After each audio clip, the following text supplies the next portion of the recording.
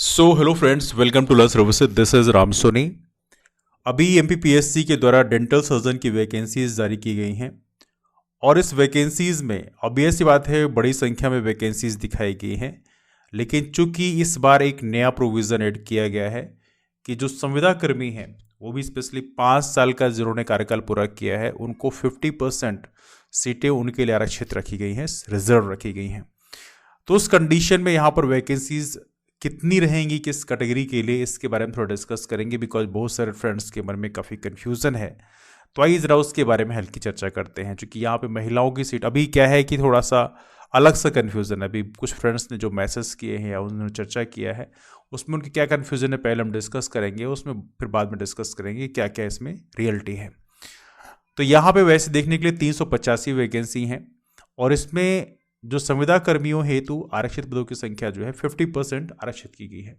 इसमें एक और महत्वपूर्ण प्रोविजन आप याद रखिएगा कि 5 साल से किसी के पास कम एक्सपीरियंस है संविदा कर्मी के तौर पे तो वो बेसिकली काउंट नहीं किया जाएगा, है ना। 5 साल या 5 साल से ऊपर का ही एक्सपीरियंस काउंट किया जाएगा। यदि 5 साल से कम है तो आपको 50% रिजर्वेशन का बेनिफिट नहीं मिलेगा, ये पहली बात है। दूसरा, यहाँ पे महिलाओं के लिए इस बार 35% रिजर्वेशन का प्रावधान रखा गया है। तो जैसे हमें कुछ अनरिजर्व कैटेगरी के फ्रेंड्स या जो जिस कैटेगरी का है उस कैटेगरी के जो फ्रेंड्स हैं उन्होंने कॉल किया तो उनका कहना ये है। अब देखिए उनका कहना क्या है पहले मैं आपको समझाता हूँ, फिर मैं बताऊंगा बेसिकली इसमें सच्चाई क्या है ना।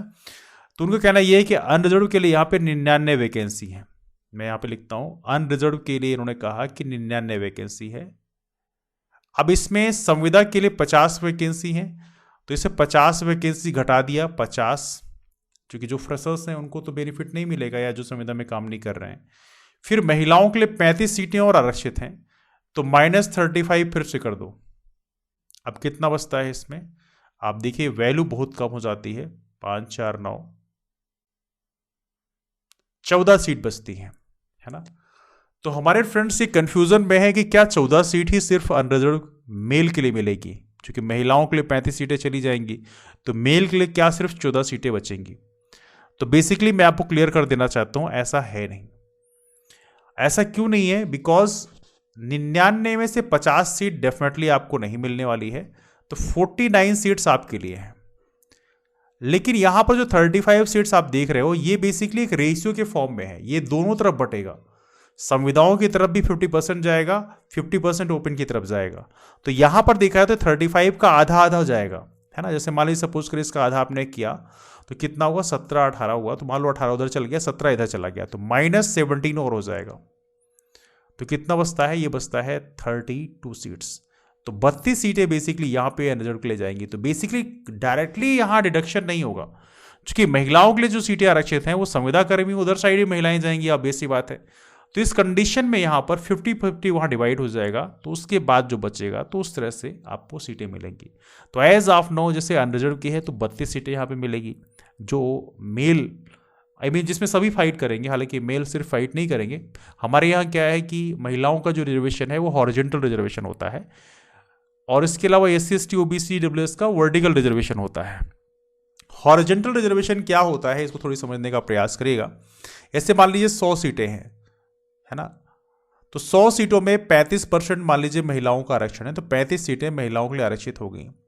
अब क्या हो गया, कंपटीशन हुआ और उसमें जो ओपन सीटें हैं, ओपन सीटें जिसमें सभी लोग फाइट करते हैं, ओपन सीटों में मान लो 20 सीटें जो हैं महिलाएं ले गई तो फिर उनको 35 सीटें फिर अलग से आरक्षित नहीं मिलेगी, फिर उनको सिर्फ 15 सीटें अलग से मिलेंगी, है ना। और मान लो कंपटीशन होता है 100 में से 40 सीटें महिलाएं ले जाती हैं ओपन कंपटीशन में, ओपन सीटों में, तो फिर महिलाओं को फिर अलग से आरक्षण की व्यवस्था नहीं रहेगी, क्योंकि 35 मिनिमम है।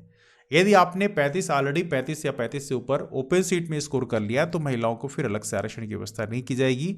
ये हॉरिजॉन्टल रिजर्वेशन का मतलब होता है। लेकिन वर्टिकल रिजर्वेशन में क्या होता है, वर्टिकल में ये होता है कि अनरिजर्व में सभी फाइट करेंगे, फिर जब अनरिजर्व की सीटें भर जाएंगी तो उसके बाद जो जिस कैटेगरी का, जैसे SC ST OBC EWS जो जिस कैटेगरी का है उस कैटेगरी में जाके फाइट करेगा। तो बेसिकली ये सिस्टम होता है। वही सिस्टम यहाँ पर बाकियों के लिए भी चलेगा। शेड्यूल कास्ट की बात करें 58 सीटें यहाँ पे आरक्षित हैं, 58 सीटें यहाँ पे हैं, यहाँ पर 29 सीटें संविदा में चलेगी। अब यहाँ पे एक और प्रोविजन है, यदि उतने संविदा कर्मी नहीं मिलते हैं तो वो सीटें फिर वापस से ओपन में चली जाएंगी, उस कैटेगरी, जिस कैटेगरी से जो सीटें हैं वो उस कैटेगरी में वापस चली जाएंगी। तो ये भी आपको विशेष तौर पे याद रखना है। और हमारे मध्य प्रदेश में क्या है कि संविदा कर्मी जो है 5 साल से ऊपर की सर्विस रखने वाले, उनकी संख्या शायद लिमिटेड ही होगी, बहुत बड़ी संख्या में नहीं होंगे। तो पॉसिबिलिटी यही है कि शायद इतनी बड़ी संख्या में जो सीटें जा रही हैं उधर शायद ना जा पाएँ। दैट्स ऑल्सो पॉसिबिलिटी, बट वो तो वक्त ही बताएगा, अभी उसका डेटा प्रॉपर तरीके से हमारे पास नहीं है। लेकिन यहाँ पर ये आपको याद रखिएगा, इस तरह से यहाँ पर सीटों का बंटवारा होता है। तो आपको कन्फ्यूजन में होने की जरूरत नहीं है, और आपको ये भी सोचने की जरूरत नहीं है कि आपके लिए वैकेंसी बहुत कम बचेगी। वैकेंसी है, संख्या में है, पर्याप्त संख्या में है, और पॉसिबिलिटी है कि संख्या और बढ़ सकती है। उतने संविदा कर्मी नहीं मिलते तो उस कंडीशन में संख्या बढ़ भी सकती है। तो आई एम श्योर मैंने आप लोगों के जो डाउट्स हैं उसको क्लियर कर दिया होगा। वैसे ही आप अन्य कैटेगरी का भी लगा सकते हैं, जैसे ओबीसी में 92 वैकेंसी है, ओबीसी का यहाँ 46 वैकेंसी यहाँ पे चला गया। अब ओबीसी के साथ जरूर थोड़ा सा गड़बड़ है, क्योंकि ओबीसी में क्या चक्कर है कि यहाँ पे मुख्य भाग 87% में ओबीसी के लिए 92 नहीं बल्कि मात्र 48 सीटें बचती हैं। तो 48 सीटों में 24 सीट इधर आपके संविदा में चला जाएगा, तो फिर ओपन में कितना बचेगा? 24 सीटें।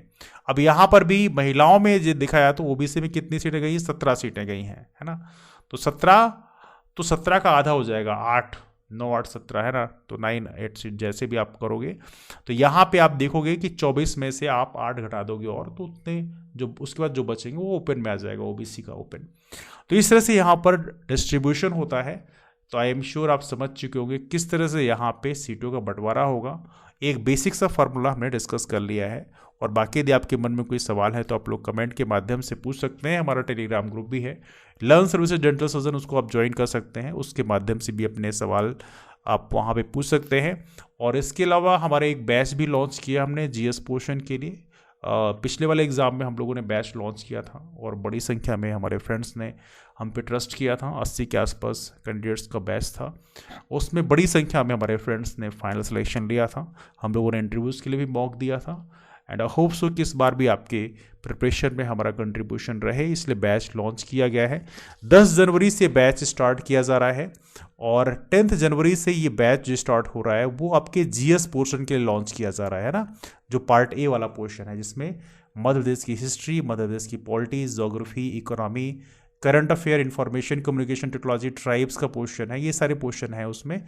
तो इस पोर्शन को कवर करने के लिए हम लोग 10 जनवरी से बैच लॉन्च कर रहे हैं। इसकी फीस रखी है 1499 रुपीज़, और इसको ज्वाइन करने के लिए आप लोग, हमारे नंबर है, इस नंबर पर व्हाट्सअप मैसेज कर सकते हैं। नंबर है 8826033084। इस नंबर पर व्हाट्सअप मैसेज कर सकते हैं कि I want to join the dental surgeon batch course. तो उसके माध्यम से आपको QR कोड सेंड कर दिया जाएगा, वहाँ पे पेमेंट करके स्क्रीनशॉट आप शेयर कर देंगे तो उसमें फिर आपको ऐड कर दिया जाएगा। एज ऑफ नो यहाँ डिस्काउंट भी चल रहा है, फर्स्ट 50 स्टूडेंट्स के लिए डिस्काउंट दिया जा रहा है कि 1299 में आप ज्वाइन कर सकते हैं। तो ये भी एक बेनिफिट है, आप इतने में आप इस बैच कोर्स का बेनिफिट ले सकते हैं। तो चलिए डिस्कशन को भी इस वाइंड अप करते हैं, मुलाकात करते हैं फिर, तब तक के लिए bye bye and take care.